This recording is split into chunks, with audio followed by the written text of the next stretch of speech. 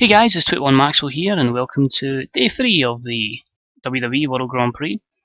It is Sunday, the second week of October, so still plenty of time until we get to Survivor Series, and it's the second matches of Block A. Also, if you're wondering what the skin is, it's something a little bit different that I've managed to get a hold of.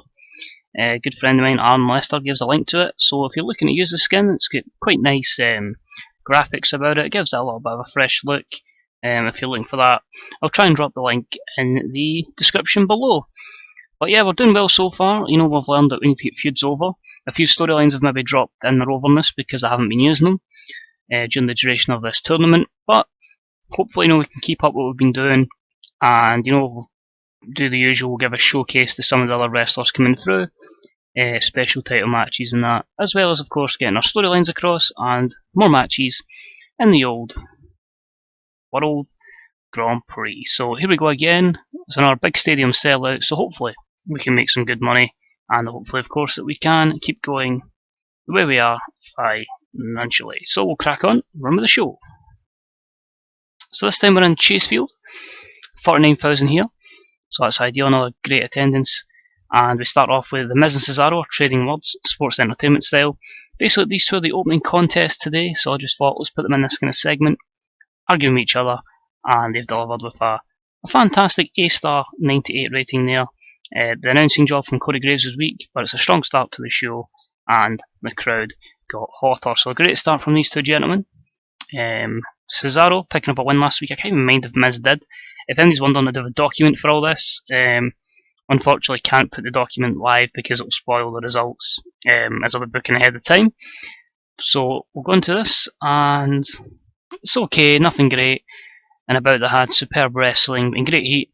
We had The Miz defeat Cesaro in 16:38 by pinfall with a handful of tights. This would be minus 73. 93 for Cesaro, 87 for The Miz. So a good performance there. The Miz were slowly building back up. This will probably suffer from both being heels and the lack of associated storyline. But a good win there for The Miz, who gets the shock victory over Cesaro, you could argue. And a good 2 points there for The Miz. Cesaro losing his unbeaten record. Next up, we've got Jeff Hardy and Big E backstage. Just an argument between them. They start fighting. This was one of the storylines that I had to boost up its overness or momentum with, so we decided to do that, and that gets a B82. I really just never had anything planned for Jeff. I was really hoping Matt would want to return. Unfortunately, no such luck so far. And yeah, so Jeff's just going to kind of continue to be in the kind of upper mid card without really ever breaking through to the main event. Next up was a surprise matchup we put in, and about that had some decent wrestling but didn't have much heat. Zack Sabre Jr. defeated Sheamus in 12:25 by submission with a senior stretch, and Zack Sabre Jr. wins the ECW World Heavyweight Championship. So I decided to do that, a title change on the show, and giving the ECW wrestlers a little opportunity. I did have to keep Sheamus looking strong, but the main thing is, it's a pay-per-view victory, it's a championship win for Zack Sabre Jr., and hopefully he can get better and better. The C63 is average, but it's where they are at in terms of overness. But 67 for Zack Sabre Jr., 63 for Sheamus. No skill improvements at the moment, and a few negatives, of course, booking decisions there, but Sheamus has been a good hand on ECW, concerning his age. And, oops, I put the wrong person, but after the match, Sheamus looks angry and he beats down Zack Sabre Jr., but I've accidentally put Zack Ryder, so that seems like a realistic thing WWE would do with Zack Ryder. So C61, but it was meant to be the champion getting beaten down by the former champion to continue the little feud they've got going. We all make those mistakes. Next up, we have Eva Marie talking to Cesaro. Eva Marie is also the manager of Cesaro, and she's basically speaking to Cesaro here, just saying the Miz got lucky. He needs not to worry, he's got already everything in his corner, and it was just a blip tonight. So B78, Eva Marie performed poorly, but Cesaro was good. The plan is here to really just help Eva Marie over by pairing her with someone like Cesaro. No skill improvements, no negatives. Next up, it was another women's showcase match, and then about they had terrible wrestling and non-existent crowd heat, with the team of AJ Lee, Caitlyn, Carmella, Alexa Bliss and Tiffany Terrell defeat the team of Alicia Fox, Ashley, Sue Young, Martin and Eve Torres in 9:27 when AJ Lee defeated Martin by pinfall with a Shining Wizard. D49, these are some of the divas that were, don't like calling them divas anymore, some of the women's athletes that we're hoping to push in the future. More so on the face side of things, the likes of Carmella and Alexa will try and get over. AJ is really struggling with overness at the moment. Hopefully we can get her there. The heel women are more so people that are going to be enhancement talents. Alexa Bliss seemed off her game, but the commentary side of things gave it a boost. Tiffany with a 52, a 40 for Alexa, 41 for Carmella, 45 for Caitlyn, 52 for AJ Lee, 51 for Eve Torres, 36 for Martine, 42 for Su Yung, 43 for Ashley, and finally 37 for Alicia Fox. AJ Lee improving performance skills, and a lot of negatives there. Holding back's never going to help a match, so unfortunately it did keep it from going into the 50 grades. Next up, another Block A match, and we had great wrestling and good heat. It was not a glorious night for Bobby Roode as he lost to Roman Reigns in 12:27. Another match with two heels. B79, it got the crowd hotter. Bobby Roode won 81, Roman Reigns won 94, and believe that. It was a good victory there for Roman Reigns, obviously a few negatives, and that's why it was in the card. Then with a promo with Apollo Crews, he's just basically talking about Togi Makabe, who he's been in a feud basically with. 90 promos with Apollo Crews. Don't know if that's realistic or not, but he's certainly developed really well, and that continues Apollo Crews' storyline. And a very impressive matchup here, and an unbelievable match. Bray Wyatt defeated Sami Zayn in 17:51 by pinfall, with a standing senton splash following interference from Kevin Owens, so continuing the fight between them. B plus 85, Bray was tiring, the match suffered from a lack of psychology, so again, maybe need to put these two guys with better psychology, although in my opinion, Bray's is great in real life. But Sami Zayn with 95, Bray Wyatt with a 100 performance, the best performance of Bray Wyatt's life, and it continues the storyline. So I think if it had psychology, it would certainly be an A match, but something to look at going forward. No skill improvements, negatives, the psychology and the stamina factor for Bray Wyatt. So another 2 points for Bray Wyatt. In our 5-on-5 match, again we get an A93. It was about the great wrestling and good heat, as we had AJ Styles, Kevin Owens, Randy Orton, Rusev and Dolph Ziggler defeat the team of Apollo Crews, Dean Ambrose, John Cena, Seth Rollins and Big Cass, this time in 16:07 when AJ Styles defeated Big Cass with a springboard 450 splash. Big Cass was a weak link, struggling to keep up with everyone else's performance, but say a great rating there. Big Cass with a 70, lowest rating in the match.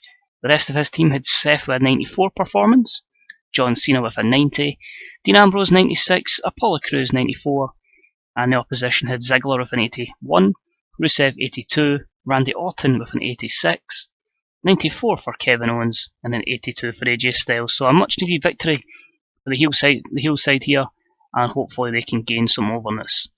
The storyline continues for the Survival G1 storyline.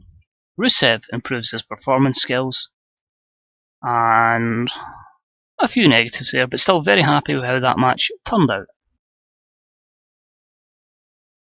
We then had Finn Balor defeat Alberto Del Rio in 14:37 with a flying double foot stop. Kind of hope this match would have done a little bit better, which is why it was positioned above the 5-on-5, so hopefully it doesn't affect our rating too much. But 2 points again for Finn Balor, Del Rio losing again. Once he gets over this injury, we will give him that last run. But B78 here, as I say, Del Rio slowed down by the injury, which gave him a 70 rating to Balor's 93. Balor improving performance skills. Just a shame the few negatives here didn't really help these two in this instance. And after the match, Randy Orton, who's in a feud with Finn Balor, decides to come down and beat the shit out of him. Another feud that kind of needed to get over a little bit, so we just did Randy Orton appear out of nowhere, beat him up, and then hit him with the RKO. A90, spectacular. Balor came out of this looking excellent, and it continues their storyline. Then we have a promo from Rusev, who's hyping up his feud with Shinsuke Nakamura. Nakamura's in the main event against CM Punk, so I just felt like we'll have Rusev cut some promo just saying, look out Nakamura. You've got to worry about CM Punk, but you've also got to worry about the Bulgarian Brute. So B plus 85 for that, continuing their feud. Then I have some words from CM Punk, who's hyping up that he wants a title shot and he's going to win the G1 and get that title shot against Roman Reigns at Survivor Series. I think it's a B plus 89, continuing the storyline on there, which will lead to the match. Hopefully it draws a good rating. B79, was really worried about it. And about that had superb wrestling and great heat. Shinsuke Nakamura defeats CM Punk in 1943 with Kanishiwa, we're going with that, as his finisher. B79 or Bomber Yi. An 87 for Nakamura and 93 for CM Punk. The reason this match has suffered so much is because we had to keep CM Punk looking strong, or he wasn't jobbing to Nakamura, and I felt like Nakamura needed the victory here to get some early points on the board. So Punk improves technical skills, Nakamura in performance. You'll see it here, booking decisions, both beat baby faces, didn't help it. And hopefully the end angle can help us get the rating back up, or we may be having DirecTV with some complaints against us. A95, that may help a little bit. And after the match we end up with a big brawl between CM Punk, Roman Reigns, and then Rusev with Shinsuke Nakamura. So security's everywhere, try to break it up. And it was really just a case of just hopefully getting a good rating there. A95 with Roman Reigns and Nakamura coming across very well. So I don't think this is going to do as well as the last one. Maybe should have finished in that 5-on-5 match. But if we can still go over 83, I'll be delighted. So, moment of truth time. 85 plus, B plus, so we've just managed to survive there and no more. I think you've got to give, props, I think, in this instance, to Big Cass, Dolph Ziggler, and AJ Styles. Guys that haven't really had an opportunity of recent to put on good matches. But if I just move this down here before I make the speech. Great performances in there. Bray Wyatt and Sami Zayn did well as well. I think we realised that maybe Block A is maybe a little bit weaker than Block B. But good performances, wins for Finn Balor, Shinsuke Nakamura, Bray Wyatt, Roman Reigns, and The Miz. So, make speech. Big Cass was pleased, Ziggler was pleased, and AJ Styles was pleased as well. So overall, pretty happy with how that's went down. That's the first week done of the WWE Grand Prix. So I've managed to get 3 pay-per-views in the space of a week. Interesting to see if our pay-per-view buy rate drops even more. 1.68, yep, 844, so we're definitely congesting it, and people are really struggling, so hopefully it won't affect us too much once we get to Survivor Series, because we're going to run so many pay-per-views. So that's there. It's down as a special, so I'm hoping that's maybe a reason why the buy rates keep going down. But apart from that, what's this? Stardom has a feud between Maya and Fuka. Rising Star there. Another wild at the weekend, but overall, pretty happy with that. And as I say, we're getting fantastic reviews and no complaints. So we've got Dawkins, Gerard, and Rio are coming up from development. Only things we only look at is putting Blake a bit of push. I say at this point we got 1.68, it is getting lower and lower. Balor is happy with Ryder, and so is AJ Styles, so there might be something to look at there. If we look here, Ishii gets a new 1-year deal, and despite not really using them, I'll give a promotion there to Bandido Jr. So apart from that, we're now by 1 week, so it's going to be continuing to be Wednesday, Thursday, and Sunday. So I am literally going to be booking shows 6 out of 7 days. Raw Monday, SmackDown Tuesday. Day 4 and 5 will be Wednesday, Thursday. ECW on the Friday, nothing on the Saturday, and then day 6, is that right? Day 6 would be next Sunday. So if we get through it quicker, given a big gap between its final and Survivor Series, then hopefully it won't affect the Survivor Series buy rate. But I'm enjoying it so far. We're still creating pop. Maybe not making as much money there as we have been. We made 7 million off it, but if it comes to worse, we'll maybe look to space it out a bit better than we have been. But it's all a learning curve, and as long as we don't lose too much money from it, then I won't be too disappointed. But hopefully you guys are enjoying it. It still is early days. I think maybe after like 4 or 5 rounds I'll maybe do like an updated table and put that in the description so you can keep up to date with how things are going along. But as always guys, thanks for watching, it's deeply appreciated. As usual, any comments, likes, subscriptions are all deeply appreciated, and it'll keep you updated when these videos are going live, because I'm not too sure of the schedule as this is recording. And of course, let me know who you think could be the winner of the WWE Grand Prix. Who do you think will win each respective block? Who do you think will win it overall? And will it be a champion who retains it, or will it be a challenger that then challenges the champion at Survivor Series? So as always, thanks for watching guys, it's deeply appreciated. And let me just double check something with Triple H. No, I was wondering if he was unhappy because he hadn't been on any of these shows, but it's not the case. So as always, thanks for watching guys, I'll see you on the other side. Bye bye.